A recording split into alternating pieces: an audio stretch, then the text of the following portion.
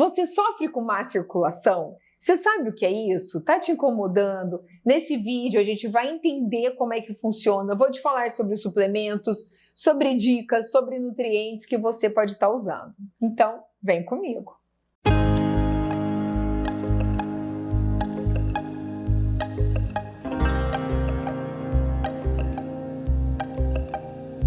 Vamos entender então a má circulação, gente?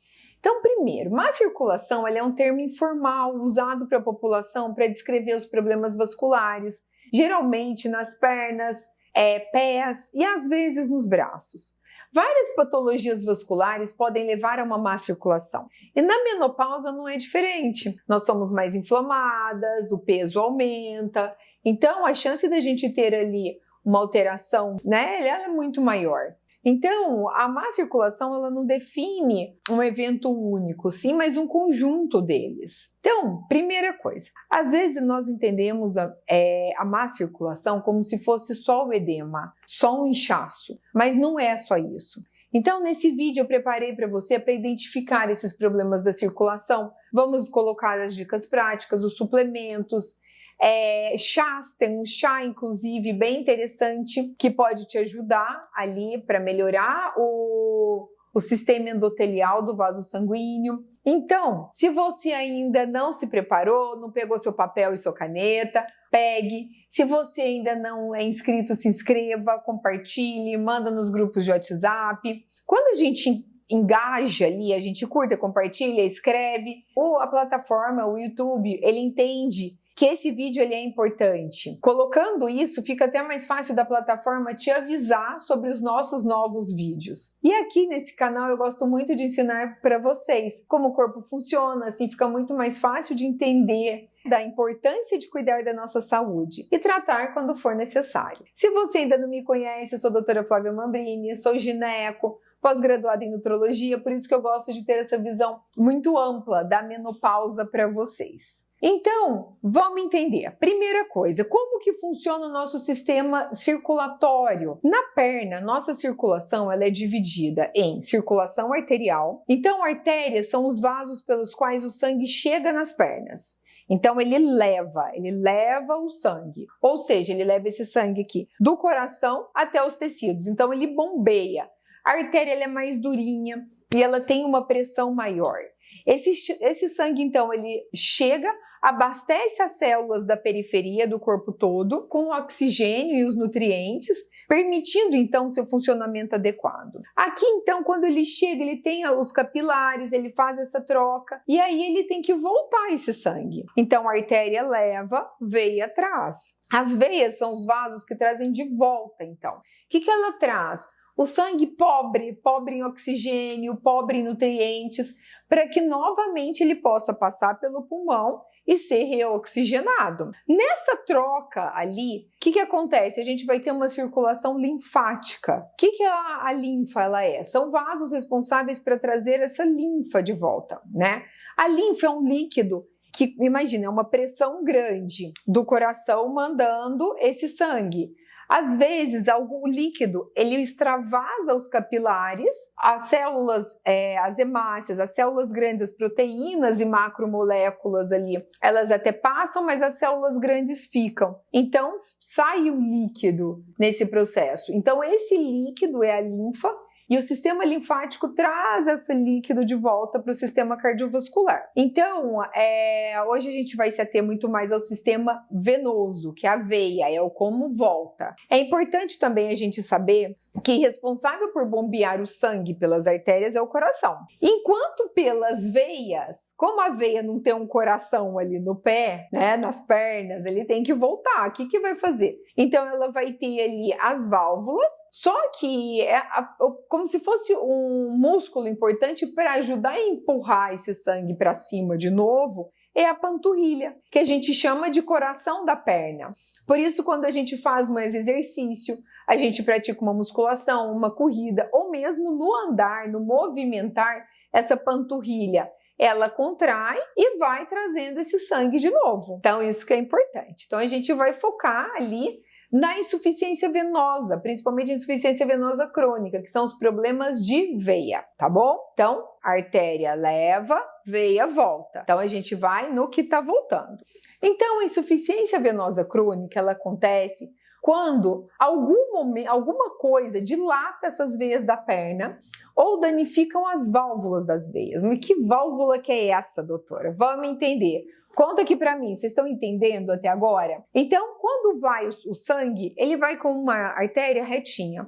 Na volta, essa válvula, então, é como se ele tivesse... Eu vou pedir até para colocar uma foto de válvulas aqui, para ficar mais fácil de vocês entenderem.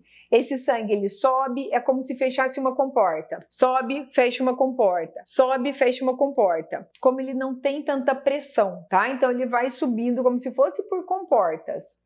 E o aumento, quando algum motivo, o aumento dessa pressão ou baixo fluxo de sangue ali acontece, essa pressão ela vai pesar e essas válvulas vão alterando, tá? E aí começa o quê? A reter mais líquido, a pesar um pouco mais as pernas, principalmente o pé. Então, é um quadro que ele pode ter várias causas, a gente não tem uma causa única ali. A principal causa que a gente tem é a hereditariedade. Então, quem tem uma hereditariedade, você vê, meu avô tinha, minha mãe tem, eu tenho, desde novo já tenho varizes, desde novo já tenho retenção de líquido na perna, já tenho edema, né? Então, a hereditariedade ali é um fator mais cruel que a gente tem. Segundo, obesidade. Então, se você tá mais gordinho, ele aumenta muito essa pressão em cima das válvulas, né? Porque vem pelo pé, passa pela perna e ele vai chegar aqui na virilha. Então, se você tem uma obesidade maior, principalmente sedentarismo, a gente fica com a perna flexionada.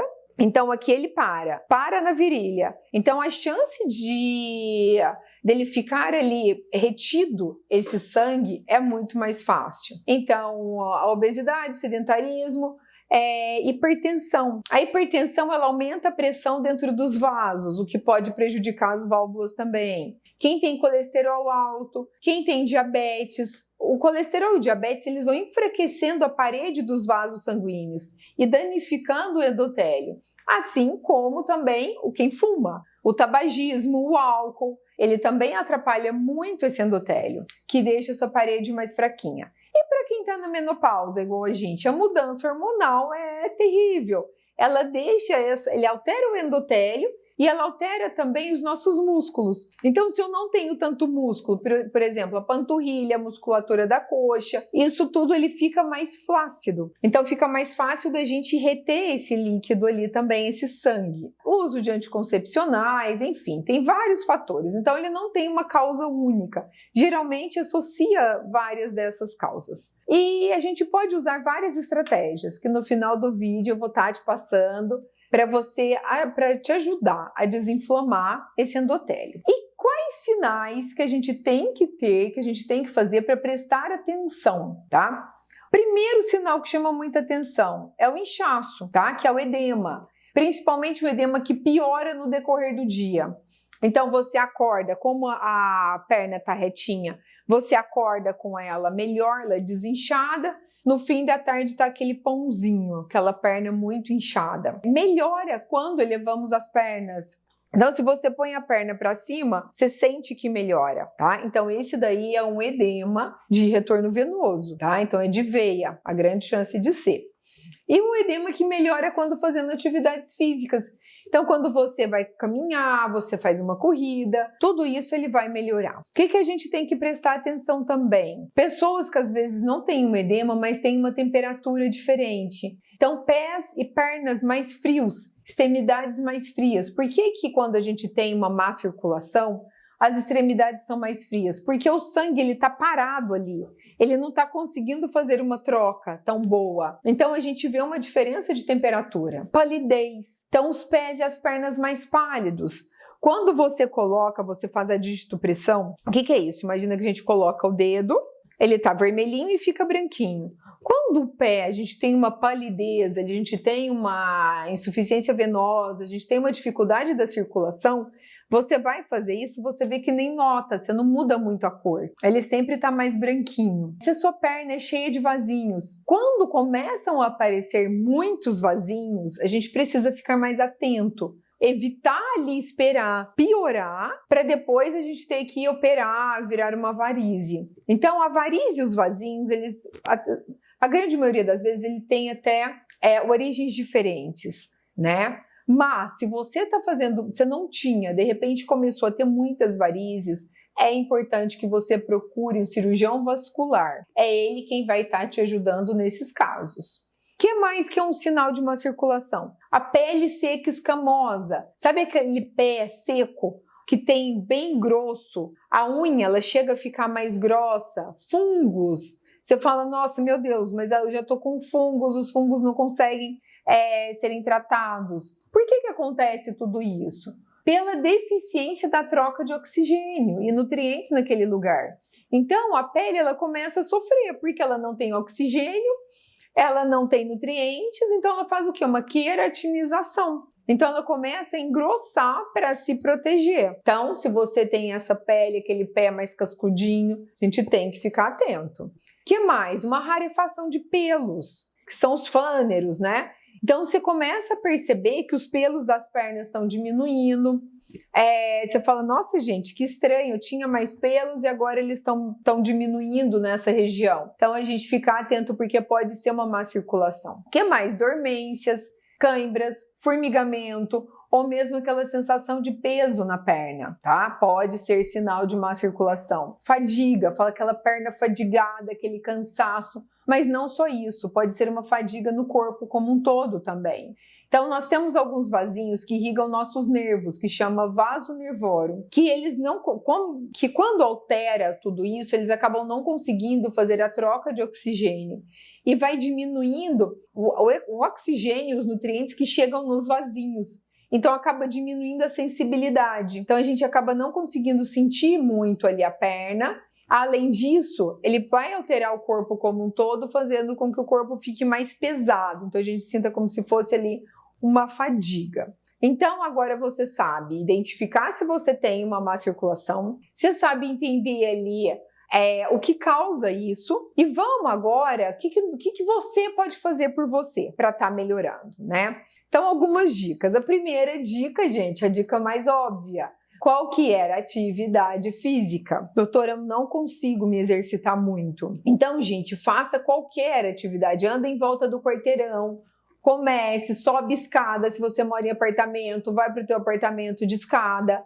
A gente tem estudos que mostram isso. Tem até um estudo recente que ele fala sobre as populações que moram em vilarejos italianos com muitas escadas. Quanto mais escada você sobe, mais forte a sua panturrilha se torna. Quanto mais forte essa panturrilha, menor o risco cardiovascular, tá? Porque é como se o coração que drenasse essa veia ali, esse sangue venoso, ele ficasse muito bom, tá? Então, atividade física, precisamos.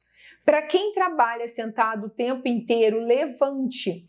Então, levanta de tempos em tempos, coloque lá a garrafinha de água mais longe, ou coloque ali um cronômetro, a cada 40 minutos levanta um pouquinho, não consigo, a cada 1 hora. Então, no que você levanta, você consegue melhorar essa circulação. O que mais? Sabe aquele um apoio para os pés, que você consegue ficar mexendo os pés, né? Porque a hora que a gente mexe, a gente vai mexer quem? A panturrilha, então ajuda também, tá?